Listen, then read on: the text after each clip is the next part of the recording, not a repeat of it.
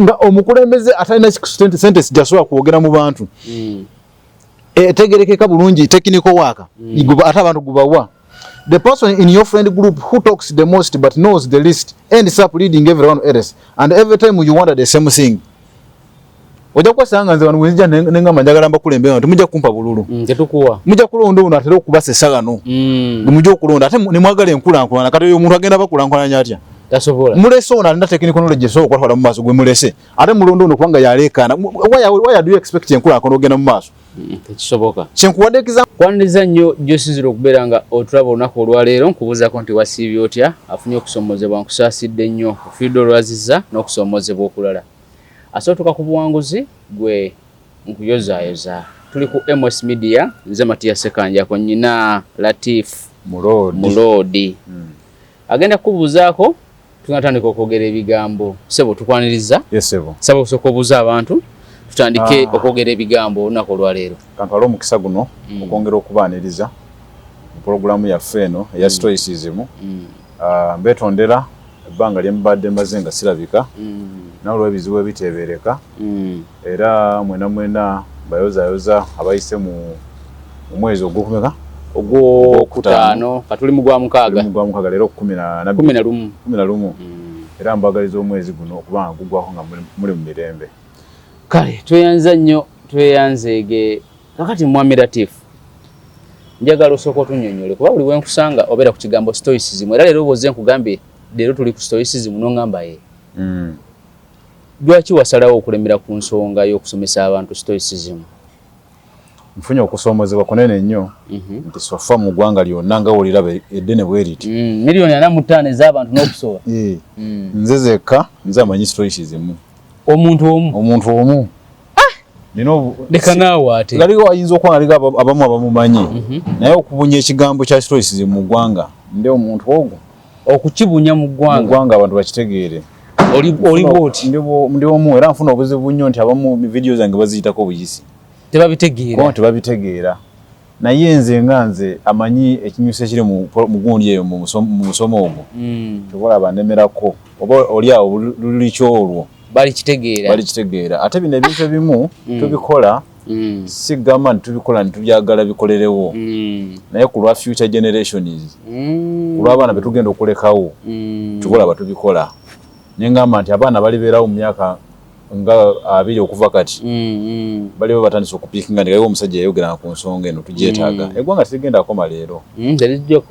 era eggwanga lino ebintu bitutambulira ku system zitutambulirako right now waliwo abazitandikako edda so tulina okubeera n'omutima ogwo nti eggwanga tulina okulireka nga liri suitable for the future generation kyobola banzija ne stoicism era abali babangoberedde balitegeera ensonga ya stoicism.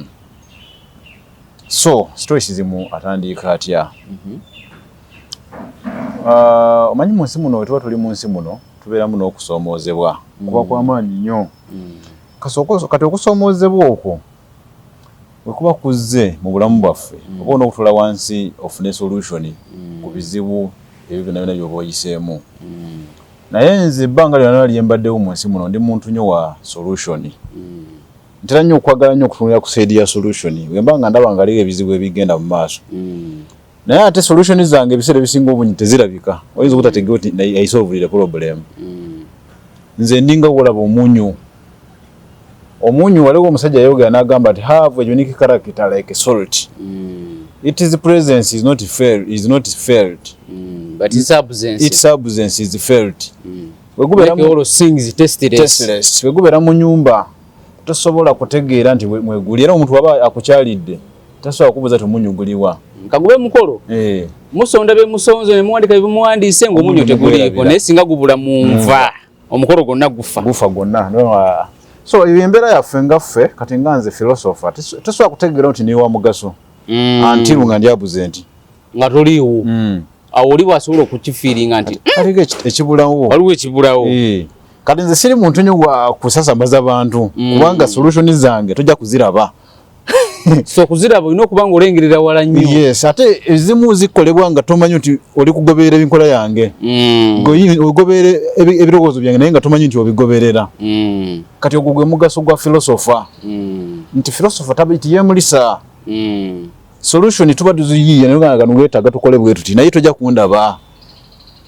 So nze nganze ntandika program eno nze ngayo nakugamba luli nga tuli wali program itwasooka okola natandikira mu UPE okusoma mukyalo gitwasomeranga eyo mukira bikati mufunyako chance eberako wakulidako mukyalo waliyoko so waliko masomero ga UPE watu walimu so ekirungi walimuko kati nze kyanyamba nti UPE yagenda okutandika nga kwa yatandika mu 1997 nze mwenyini nze natandika nayo yatandika mu 1997 yes era nze natandika nange mu 1997 nga UPE ze nange nenjoyiningirawo kakati waliwo okusomoza kwali kunene nnyo nti abantu baffe society gitwali tubeeramu abantu baali bakyali backward nnyo muganda wange njagala kubulira ekintu kino okukulankulanya society si kintu kyangu okusinza nze kyendabyeko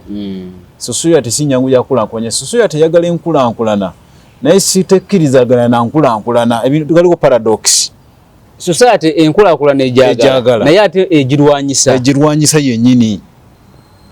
It has been like that for years.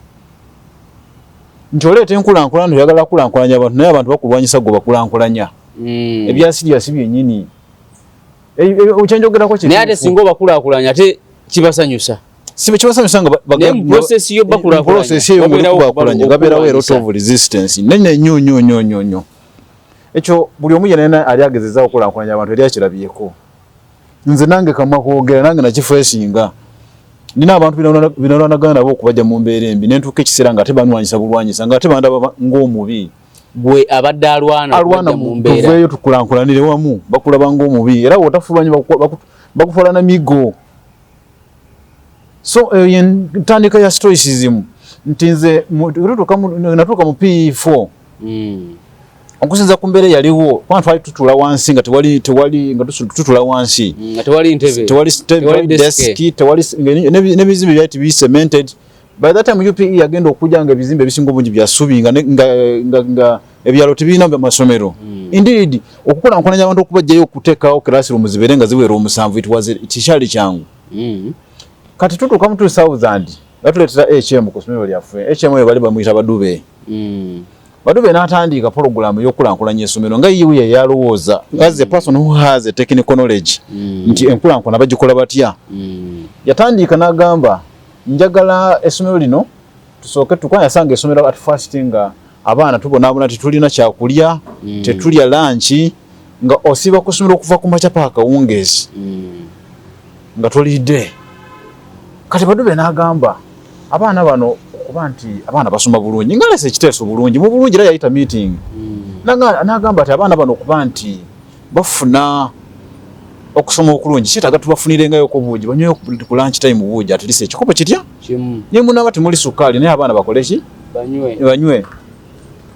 Badube yaleeta ekintu ekyo mu mutima mulungi si gamba nti ayagala kubba oba ayagala ki naye mu mutima mulungi ng'oyagaliza abantu. Abazadde balwanyisa omusajja abazadde ababaana ng'ayagala yamba baana baabwe bamulwanyisa ebyasiriasi yennyini bamulwanyisa ebbanga lyalidde omusajja bamulwanyisa n'ajja ne programu endala nti tusimbe kwa ebiseera ebyamasomero especially amasomero g'omukyalo eyo ago gabeera n'ettaka nga ddene kuba gabeera most of the time gabeera Church of Uganda agamu gali attached to the mosque like that Catholic Church kati eryaffe yali attached to Church of Uganda kati ng'ettaka weeriri ddene n'agamba tusimbewo tufuneko paati tusimbeko kasooli paati emu tusimbeko mwogo no wanaaba atuusa abaana bano bajja kuba baliyangako ne kasooli nayo nga baliyako like that n'omufumbe nga baliyako nawo ne luba lutalo omusajja ayagala kubba ttaka lya ssomero omusajja okitegeera time netuuka n'ayita programu endala yali ya kusimba miti n'emiyembe twetoloze essomero lyano n'emiyembe lizibeereko abaana bano mufu kyokugenda nga kuba nibba nga banoonya emiyembe zino balye ku zino zennyini nawo ne luba lutalo enkulankulana abantu bennyini bagikuba bagirwanyisa ate tekiri ku ssomero lyaffe lyokka nze nkiraba even in Uganda even right now nze embeera ebeera mu Uganda mbangiraba abantu bennyini balwanyisa aleeta enkulankulana ne bamulwanyisa balwanagana naye tebagala balina ebintu bibateekateekawo nga baba kita deep thinking balowooza nnyo okusinga gwe kyolowooza ne bawunzika nga bakutadde mu kintu kyotali kulowooza na kulowooza ne bagamba oli mubi ningo yagala bakulankulanya kitegeeza abantu bano tebagala nkulaakulana enkulaakulana balina engeri bagirwanyisamu nga tebamanyi nti balwanyisa nkulaakulana kibeera instinct kibeera mu mutwe gwabwe twabeeranga n'abasajja ku kyalo eyo nga basajja bakadde nga alwanyisa buli HM ajja kusomera yo gugwe gwa kumulwanyisa omusajja oyo mubi nga amufunamu entondo paka bamukyusa over and over isomero lya feri bagenda nga bakyusa ba HM paka oyo gundi inspector yatuka isi hanaga naye what is wrong with this school buli kaseera bagamba HM mubi bakyusa HM mirundi ngesera wa HM gwembadde njogera ko badube bawunzika bamudemotinze nga bagamba mubi kwa bamuteekako n'omusango gw'okukwata obuwala mbu akwata abawala bagezaako okumulwanyisa alemeddeko ne bagamba katunoonyeyo sabotage tumuteeko ekintu gundi district kyenaawuliriza nti yakuja kikola ne bawunzika bamutaddeko omusango gw'okukwata abawala kuba yali agamba mbu agenda asomesanga extra zirimu abazadde okusasulayo akasente zabwereere yateekangamu nezize ekyo nekirwanyisa abazadde banoonya sabotage banoonya kibakuteekako basobole okuwangula bano abantu bano bola abantu bakulankulanye si bangu obalwanyisa nabo oyagala bakulankulanye naye bakulwanyisa kati naawe mu process y'okusomesa stoicism ofunye okulwanyisibwa kati ate stoicism ono omuleeta lwa nsonga kujjawo bizibu ebyo yensonga laki omulemeddeko yes kujjawo bizibu bino byenjogerako ebyo byenjagala okunyonyola abantu bategeere lwaki tukoze lutya okulankulanya abantu mulamwa gwa stoicism nti abantu bano osala amagezi kyokubakulankulanya nga tebakunyigidde kubanga indeed it has been like that obanga nawe ku myaka zo wali olabyeko omuntu gubalwanyisa nga talina nsonga naye nga just bamulwanyisa bulwanyisa ne bamuteekako ebigambo yakola kino bayinza n'okugamba n'okugamba nti olina emundu ewuwo naye nga togirina naye ogamba emundu alina twamulabye nayo naye nga simpuli wali ayagala kubakulankulanya kubajjayo mu mbeera mbi omusajja yaleeta ebiseera ebyo omanyi zo latwini zino vyayitwa zimanyi vendiletere ezo wezajjira HM nazireeta ekyo nayo abantu ne bamugala olw'ekyo oba society yali wansi nnyo yalinga society okugikulankanya eba eri wansi ate kati okulankanya society ekuze kuba olwo society nga bazimba subi bojja ne idea y'amabaati ne balabanga ageno bajja kubuwanga kati abantu bonna buli wobasanga nga bali mu mbeera gye balimu ekyoleeta ekipya baba bakirwanyisa tebakyagala bagala kutambula nga bwabasanga kati bo walaba biba binakola ebyo n'otambulanga bw'obadde mwaka ku mwaka nga tewali nkyukakyuka n'emu ekyukako ekyo tebagala kukimanya era ne mu Uganda right now otunulira obulungi bwe kiri tuli mu mbeera yemu eyo nti era ng'oli kini bulungi ng'oli mpanze mbeera netegereza sagala kusingoling out individuals naye otula bulungi nga boogeza busiru nga biboogera tebabitegeera nga niwoogezako kumugamba oti jangu nkunyonyola ekyengenda okukola tayagala kujja atayagala ekyo kikola ate nga tekikola abamu awulira bubi nga akulaba nti gwoyogera nabeera wali nga kimuluma lwaki omusajja oyo yayogera ekyo nekimuluma oli alina ensaalwaze nezikuba enkulankulana okitegeera envy those are the things that disturb the society so society zigaana okukula olw'abantu emitima z'abantu kati oli tasomangako busomesa tagendangako busomesa naye yeeyimbye mu headmaster ayagala mujjawo naye nga weebuuza what is wrong with this person kyenjogeddeko tobeerangako musomesa naye okulwanagana musomesa gubalese ku kyalo tobeerangako musawo togendangako mu ssomero lya busawo naye olukulwanagana n'omusawo gubalese ku kyalo ekyo ebizibu abantu bali kusanganulako tebabitegeera even president Museveni naye kusanga resistance eyo buli omu ayagala abeere president naye nga kisoboka tekisoboka tenda kubeera na president omu nze ku kyalo kyange eyo nafunanga omusajja bali bamuyita sagala kumwogera linnya lye kubanga bayinza programu eyawuliriza abantu bangi omusajja yali specialized yali musajja mukulu nga musajja mukadde naye nga ogugwe gwakukuba HM buli gwayeta ku ssomero amufunamu entondo ogenda okulaba ajasi mutima mubi jasi omuntu abeerawo nga n'omutima omubi nga kyekikula kye tayagala kulaba muntu amusinga ebyalo ebyola bigenze bikula abazeeyi abamu okugenda nga bafa yes ebyalo ebimu waliwo abazeeyi ababera ku byalo nga ye tayagala kulaba abantu tayagala kulaba nkulankulana era ebyalo ebimu bigenze bikula abazeeyi bamu okugenda nga bafa bavaawo amusole to say this waliwo abantu nga balina emitima emibi nga nemwogezaawo ogamba oti ogere ote enkulaakulana agikuba pa kutaka nekubibwa pa kutaka sente zimwateekamu ne zifwa wa individual mu bwati waliwo n'akasajja akamu ke baasibako eyo kudi ewaffe ebugiri eyo gundi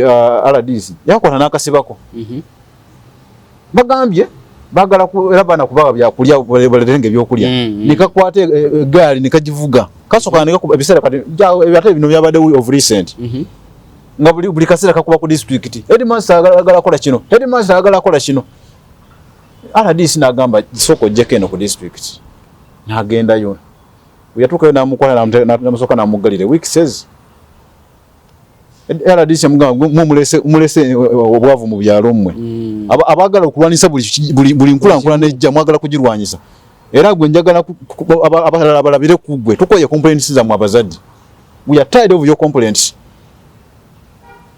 oli ayagala ekintu kitamulenga bwe kiri gwe obanga katugeze nze nesimbye ndi wa MP abantu balowooza bona bafuse ba MP which is impossible.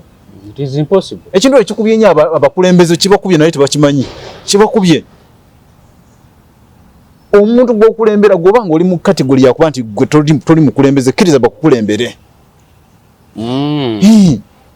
naye abantu beteeka buli omu ayagala abeere mukulembeze nze okubanga neesiriki ate kitegeeza nti ndi musiru nze ntegera nti putaani yange siri mukulembeze right now kangobeere omukulembeze gwe ntuuka time nange nenkulembera njagala kubanga mba njagala to be exemplary nange wenkulembera obeere ekyokulabirako yes but let us not create disorganization in the country buli omu alina omulimu gwe gwalina okola omukulembeze abeere mukulembeze nawe watali mukulembeze beera atali mukulembeze kola government kola omukulembeze kyakugamba so beera omugoberezi ibeera omugoberezi so mu mbeera eyo wentandika ne programu egamba nti stories zimu atandikira wano era atandika ne kantandike n'omuntu ogundese obale kugamba why society always create incompetence in power lwaki society buli kaseera olunda abantu abatasana okubeera nga babakulembera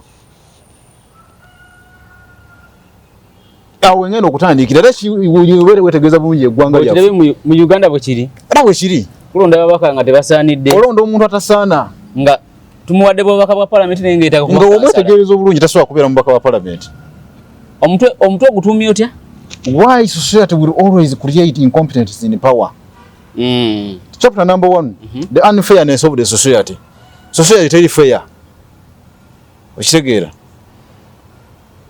society yenyini teri fair ebiseera ebisinga obungi oba wetegereza obulungi oba olikini bulungi ojja kwetegereza obulungi nga tutandikire ddala nga tukyali mu kiraasi nga tukyasoma omuntu ayabeeranga democracy weyajjiraawo omuntu asinga okuleekana mu kiraasi abantu bawunze nga gwe obwa kiraasi monitor naye nga talina kyamanyi kati gwe omuntu ali kuleekana mu kiraasi abeera tya kiraasi monitor kati ne society bwekola society bwetyo bwebeera era onda omuntu asinga okuleekana gubalonda ati yasobola otukulembera naye omuntu ali mu kuleekana alina bwongo ekikusobola okuyiiya okubatwala mu maaso mu kukuba kerere nga mulungi naye gano mu technical kati nga nze gwenira ate mutasobolawo naye ate society abo befiirako lwaki tutugende mu maaso you have seen it before the quiet engineer who solves the hardest problems watches his loud clueless colleague get promoted fast tukirabangako gwe engineer asinga okutegera mu kiraasi otegera bulungi ebintu owunzika tusigwa kulembera abantu the politician who can barely form a coherent sentence somehow wins millions of votes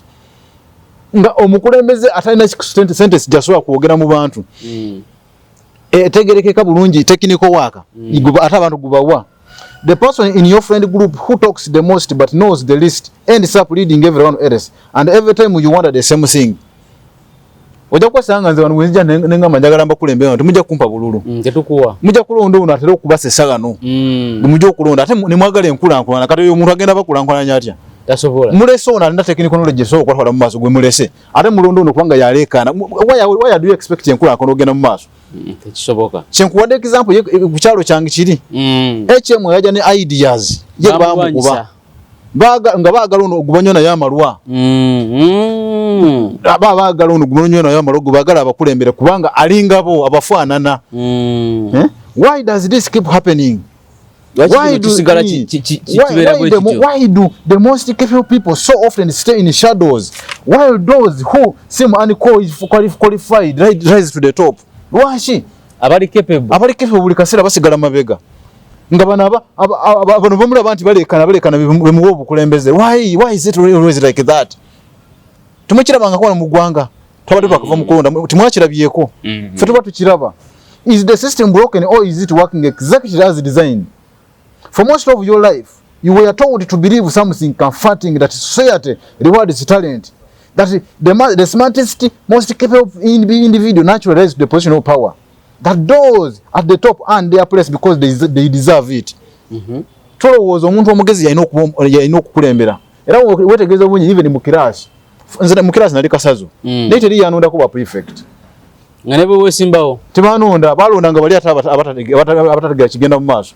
Abalekana naye ni gubawo bwa academic prefect ata singa nko mu class gubawo bwa academic prefect abera mbatana abasembi gubagala kati osubire nkola nkono okubeerawo ngolo omusiru ate gwe yali kubakulembera.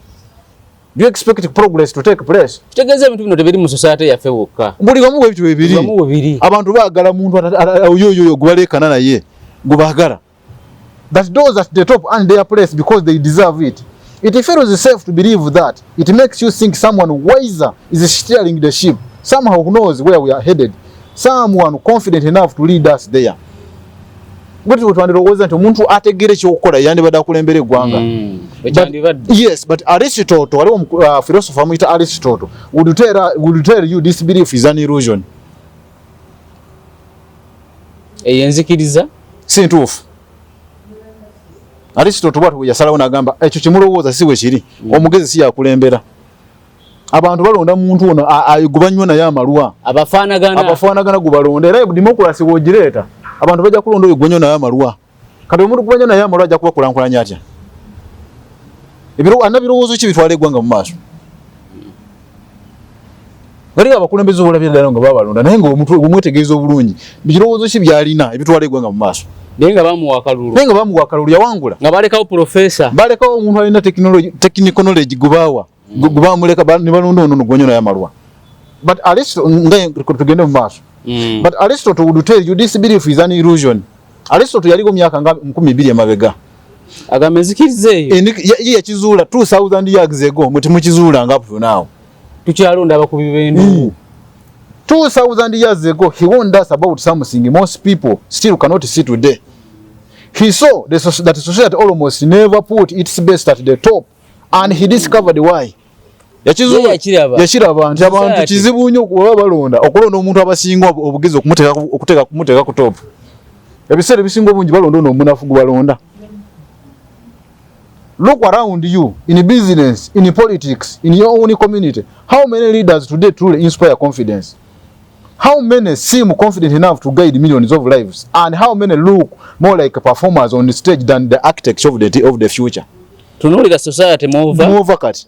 Bameka be mulonda abasobola okutwala eggwanga mu maaso. Abasobola okuluka ensinga weena okutambula. Okujja abasinga obungi betulonda babeeranga ba actors on the stage. Yeah. Ayogera bwogezi nga ne byayogera tabitegeera. This is not an accident.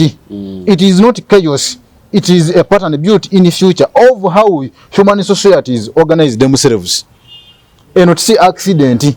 Njagala kutegeeza society bwete bwebeera. So bino ebintu bino mbireeta nga njagala kubanyonyola tukoze bityo okusala amagezi okulankwanya eggwanga. Kubanga etubanga tuli mu democracy. Tolowooza nti democracy ejja kulonda omuntu omugezi atwala eggwanga mu maaso. Democracy eronda muntu abafaanana. Ngai bali babanga baavu baagala mwavu munabo oyo gubaagala oyo nga batero basese oyo gubaagala comedian. Nenga comedian aso utwala eggwanga mu maaso. Amanyi bya comedy buli kaseera ajja kubeera nga ali mu comedy. Bw'aba ayogera ebintu bya comedy. Katatenze ayogera ebintu bimutategeera temunjagala. Kati ngaza ayogera stories mungenda okutulayo nga views zendina ntono. Nga entertainer yalina views ye nyingi. Society bwetu bwe yakula. Ate nga entertainer talina wasobola kubatwala mu maaso. Nze nno obwongo busobola kubatwala mu maaso. Ne bolo kibaba tebakyagala. Tebakiraba nti kati kyengezaawo basomesa they can't see it. It is an instinct kiri mitwe zaabwe tulondo oyo atufaanana baagala oyo ayogera ibagala okuwulira society bwetu bwefaanana. Aristotle stood in Athens, the birthplace of democracy, and watched ordinary citizens choose their leaders. 2000 years ago Aristotle yayimira mu Athens democracy nga yakajja niyetegereza bulungi abantu nga balonda omukulembeze n'abatunuulira kwanga yali philosopher. He listened to the debates in the agora, the crowded square where voices clashed and promises filled the air. Yatula mu Athens niyetegereza bulungi abantu nga bakampaininga nga yetegereza n'emitwe z'abantu bana bakampaininga n'ebibogera. People thought they were choosing the best, but Aristotle saw the truth. People were not selecting brilliance, wisdom or virtue. They were selecting familiarity. Bali balonda muntu oyo gwamanyi abeera nabo oyo gwasoteka kakamanyiro tebalonda ono alina amagezi ye tebamuwulirizanga byaliwe emyaka 12 emabega ono abapolomisi nga tingenda kubakunankanya bati n'abagani structure engejja gigenda ogikolamu oyo tebamuwulirizanga. Bawulirizanga ono abagamba ati munampa akalulu abantu mugenda kunywanga bunywa amalago amwe nga tubeeraga nga tukuba muziki oyo gubawa akalulu naye era bwekitibwe kikyali even up to now. They were choosing those who made them feel safe, even when these leaders lacked the competence to get them forward. Bawulirizanga ono ya making a safe nuga batalina magezi gabatwala mu maaso oyo gubafiira kati oyo waffe oyo gutwagala ate laita iba mulola okumuwa akalulu ne bamusaba enkulankulana kikyamanyi ku byenkulankulana oyo gumuhagala mugume n'obwavuwa owenkulakulana bamuleseewo ate balonze ono banywa naye amalwa kati mugume n'obwavu bwammwe temutulekanira mbu tuli baavu mwalonda ababafaanana. Be there with your poverty. Nza kugamba nti tukole bwetu tugende mu maaso toyagala kumpuliriza owuliriza ono gumwagala akupromisinga nothing kati nojja nolekana mbu tuli baavu. That insight changes everything. If society rewards comfort over competence, if it consistently elevates those who play the role rather than those who have the substance, then maybe we have misunderstood what power really is. Society buli kaseera weba eronda playing the role instead of okulonda abalina substance mu mutwe, then yatumanyi kirayika tetumanyi obukulembeze kitegeeza ki. Kati njagala kwenyula obukulembeze kitegeeza ki. Njagenda maaso ne story. For Aristotle, power was never about putting the best at the top. So Aristotle omumbere yakola conclusion n'agamba democracy webe ekyaliwo tuna okutegeera nti obukulembeze si kulonda atusinga amagezi nti abeera ku top. Anyonyola. For Aristotle, power was never about putting the best at the top. It was about keeping the system alive. Yes, kukumirawo system eberenga weeri. So Aristotle yasalawo bwatyo n'agamba obukulembeze olonda omukulembeze tolowooza nti omukulembeze yagenda okukulankulanya. Abakulankulanya eggwanga balala si mukulembeze. Omukulembeze omulimu gwe gwa keeping a system alive eberenga weeri. Aristotle did not just study politics. Tiyasoma busomi politics, but he studied the people. Nganze nange yanasoma abantu. And from observing people, he understood society. Bwamalo basoma nategeera society. Nategeera society. Nange unasoma kwa nange nasoma society. Ntegeera society nengamba era nze mbagamba. Lwe nagamba nabagamba era nkatwala omukisa guno nkuva omulanga. Njagala ministry zino wamanga. Etwa tulina okulankwanya eggwanga. Era njagala kana kantu okasalemu ontagingira abantu abo. Njagala minister wa local government Bombi onalebo bala Barugahara onalebo na mmere mbetaaga tukwataganire wamu. Njagala minister of education tukwataganire wamu tusomese eggwanga. Then njagala minister wa bavubuka tutereza abavubuka. We need mindset. Ekyo njagala okiteeke okitwale bakikwatako kubanga njagala stoicism abunizibwe mu ggwanga. Society okugikulankulanya temulowooza nti ejja kukulankulanya mwe mulowooza. Tumuna okubeera n'abantu abasoma society ne bagitegeera nti society bayagala ogikulankulanya bwoti bw'okola. Okitegedde. So stoicism aliwo okutereeza society ndi wetuba twagala okulankulanya society tukola tutya. Bino byolaba ng'egimujjamu eyo system ng'egimujjamu eyo teyina wetwala society. Society gyasigala ekuba enkulankulana. Ebbanga lyonna tutudde wansi. Society sigala ekuba enkulankulana.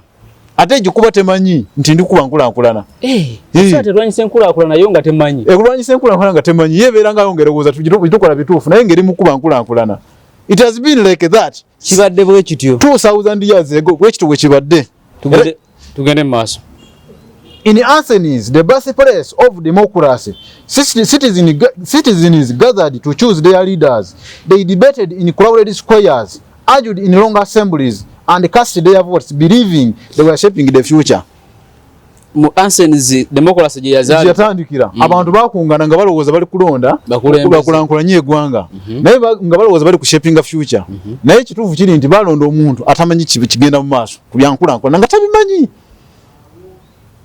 tabimanyi kati nze ina technical knowledge esobola okutwala eggwanga mu maaso sobola banze mba njagana enkwatagana omukulembeze nengamba nti banange omukulembeze jangu mbeere advisor nze I can work as a presidential advisor bulungi nnyo naye nga sirabika nga society tendaba naye nga nkola omulimu gwange gw'okushapinga a leader engeri gye tugenda okulakulanyamu eggwanga okitegedde. It was a revolutionary idea. For the first time in history, ordinary people had the power to decide who ruled them. But Aristotle watched those early experiments with sharp, patient eyes, and what he saw disturbed him. Chamulumya omutwe. Nyagamba, abantu bano. Omuntu ali mu kwogera ebintu ebibatwala mu maaso tebamuwuliriza. Ate bawuliriza ono ali mu kwogera nonsense. Ekintu ekyo kimwe ero kiraba even nafa abasajja nga tukwana abakazi. Omusajja alina substance omukazi tamukkiriza. Agenda na muyayi. It has been like that. So tekiri mu byabufuzi wokka. Everyday life. Tunulira ku bakazi ng'okwana omukazi jangu ng'oli gentleman. Okwana omukazi ng'okozesa bigambo biri gentleman. Fulani engeri gyogenda omukulankulanyamu. Omukazi tajja kugwa mu mukwano. Omukazi tajja kugwa mu mukwano. So it is like that. Ayogera ebigambo byagala okuwulira gwagenda ogenderako. So society bwetu abantu wetu bakula era bwetu bajja okubeera. Bajja kuwuliriza nnyo omuntu ono ayogera ebigambo bibagala okuwulira bakube mu ngalo naye nga bibakubira mu ngalo tebina bibatwala. Society bwetu bweri we can't change it. The men chosen to lead were rarely the most brilliant. They were rarely the most capable and almost never the most visionary. Nga bali mu kukulembera naye abantu nabali bamusaba enkulankulana. So okavunulako. Nti abantu bebalonda bali nga si abagezi mubo sibe balaba ebyo mu maaso ate sibe bali capable. Naye ate eyo society ne bago obululu ne baga oyo ye waffe gotuvira. Naye nga ekiruvu kyini wotunda ku muntu oyo talina ngeri yona sigamba nti omuntu oyo talina mugaso. Njagala munfune bulungi. Ne tali capable ko. Tali capable. Kubanga omukulembeze alina kuba wanja ulo muko. Alina okubanga okay njagala tutegeregane bulungi. Omuntu oyo alina omugaso kubanga era program I'm going to answer that mu maaso eyo. Program endala kwa amanyi sawa zinzo kwa zino. Tusigenda. Eche ngamba nti omugasa agwina ne tali capable. Omugasa banne alina omugaso. Agwina gwo omugaso. Ogw'obukulembeze. Naye si yakulankulanya abantu. Especially utwatuze mu democracy. Nti abantu balonde. Jukira abantu abalonda alina ana PhD nona tagenda ko mu somero balina akalulu katya buli mwe akalulu katya bwe niwo boyina magezi gatya ng'oli mugezi otyo ina akalulu katya kati awo democracy ebairetawo obuzibu nti tuba tulina okutambula mu democracy then tulina okukola wansi ng'eggwanga tusala amagezi eggwanga tulikulankenye tutya kyengezaako okuleeta nze nimwemba ndi mugezi nga bwendi mugezi bwendi nina akalulu katya era oli waba akuba campaign ajangena kwanza ate nze nina akaluka mwate siyana bude bubeerawo nti mbeerawo nga ndi mu kusimba line nyinza n'obutalonda wenda banga binsuseeko era mukuona kuno kuwedde nalonda ko no presidential gundi election yo kajina participating amu ezisigadde nazireka nzalo ku government tewalonda sage nali ndi busy kata ono omuntu ono anywa amalwa bichi bichono abeera n'obude bungi nnyo obulonda naye akaluluke kenkana n'akange kati ogenda akola otya okulankwanya abantu ng'oli atategeera oli okategeera naye ategeera naye obwongo bwe ebyo obukulembeze tabitegeera obwongo bwe tibutegeera nga omuntu ono wa professor wategeera alina akalulu katya era ono politician waba anoonya obululu agenda mu abo n'asooka n'abagamba malwa ne bajja ne bamuyira obululu enkulankulana mugisuubira mutya eba tasobola kubeerayo. So kiba kitegeeza nti omukulembeze abawanguda alina okubeera omweteefuteefu okola naffe. Okitegedde? Noonyayo emitwe ezitegeera okolagane nazo. Ate obeere willing okubeera advised. Otwale advice bulungi nnyo. Ayiggwanga linaakula. Naye oba ng'olowooza nti ku mutwe gwo ogenda kula ntonyi eggwanga n'omutwe gwo kubanga bakulonze. Tolina bwongo busobola kuleeta nkulankwana. Ebaleeta enkulankwana yeffe abamanyi ebitabo ng'egye bitambulamu. Ngenda kunyonyola.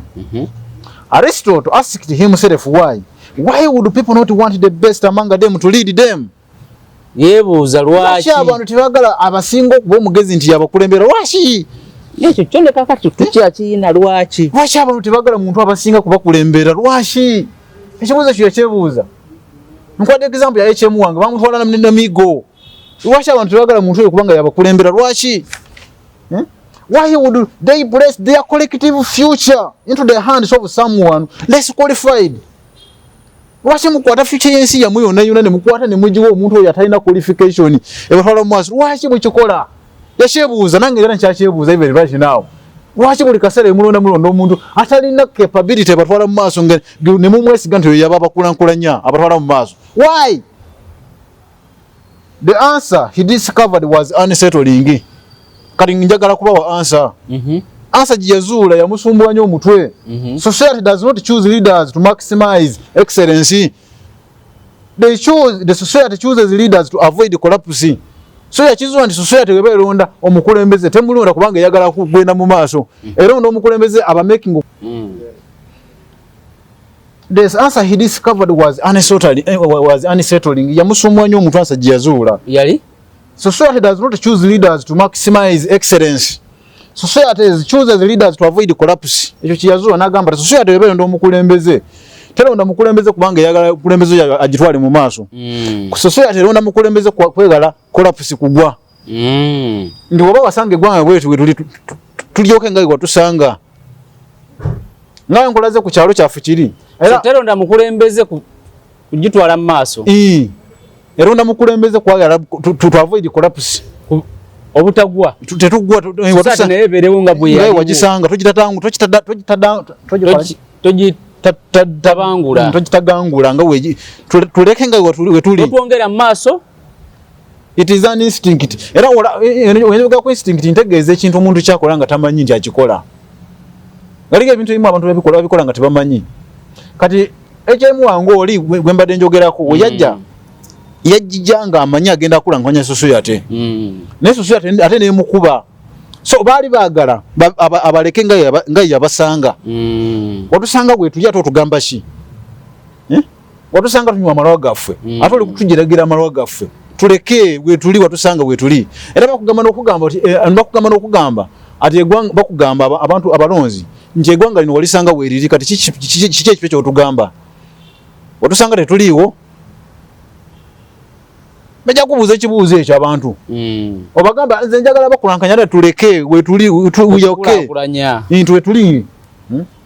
To explain this, Aristotle offered one of his most enduring metaphors. Yaleta example nga yagala kubaga example. He saw society as a living body. Society eno yagiraba nga omuntu, omubiri guno oguliwo omubiri gw'omuntu. Every part of that body has a role. Yatunula society n'agamba society eringa omubiri gw'omuntu. Buli party ya society erina omubiri gwa buli party y'omubiri ebeera n'omugaso gwayo.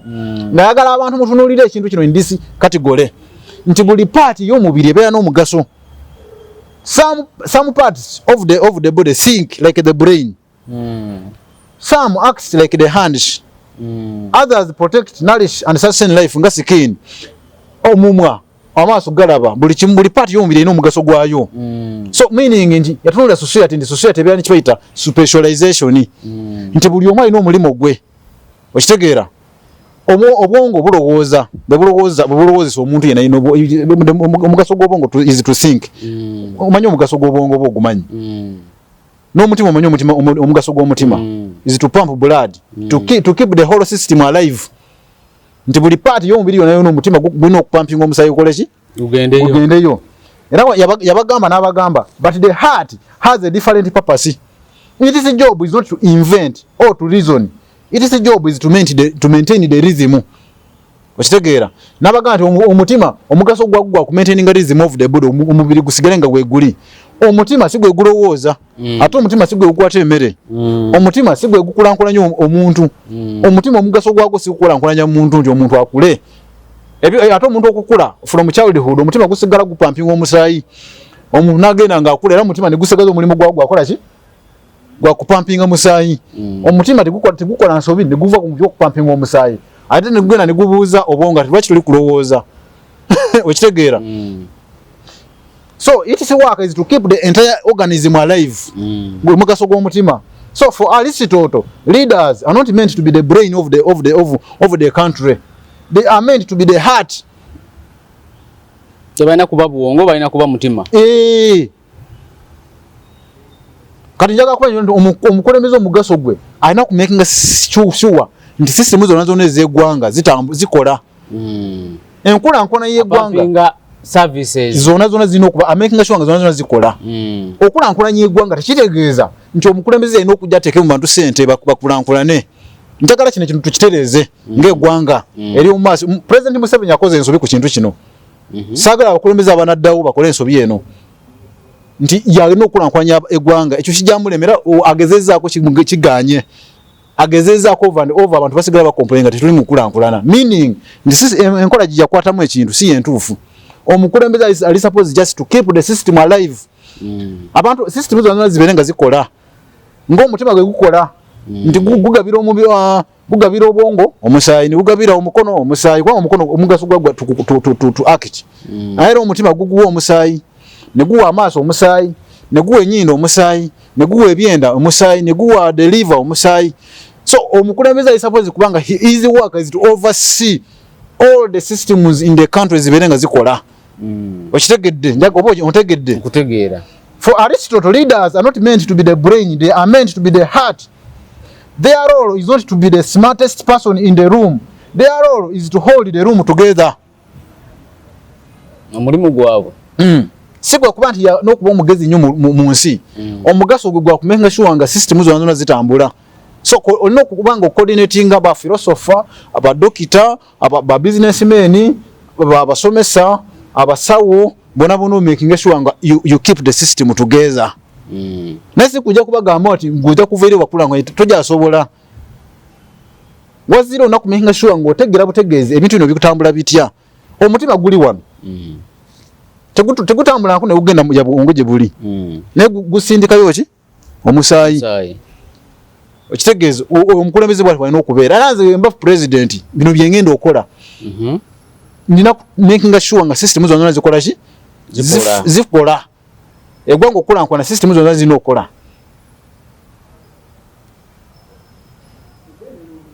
a brilliant leader who sees far ahead often pulls the society apart so omukulembeze omugezigezi apulinga society apart once society yeba yagala etambulire ku pesi yaayo sikugitagandula niwo banga olina amagezi gatya society ebe yagala kugitagandula ebe yagala ogitambulize mu system nga wagisanga ogitambula nayo mukulankulanire wamu society bweto bwe yagala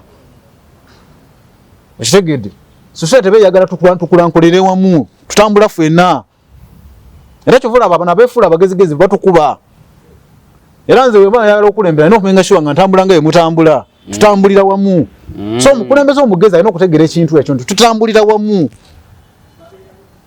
society tosobola kuveera nti ojja kuveerewo era woveere n'amagezi mangi nti mu byemukola bifu tukole bwe tuti abagamba tuleke genda bakuleka ogenda okubatunuulira nga bo basigadde eri wansi nga gwoli mubire society yo bwetyo bwe yatondebwa bwetyo bwejja okubeera bwe yali bwejja okubeera era bweribeera sawa ziba ziweddeyo esawa ziweddeyo philosopher notusinga nozo Aristotle yali philosopher ano unayogera ku ekyo kyokka kijja twala program nga tulaga program nga sasa kijja ba kirungi nnyo kuba kati waneeno abantu bategeera lwaki society eronda abantu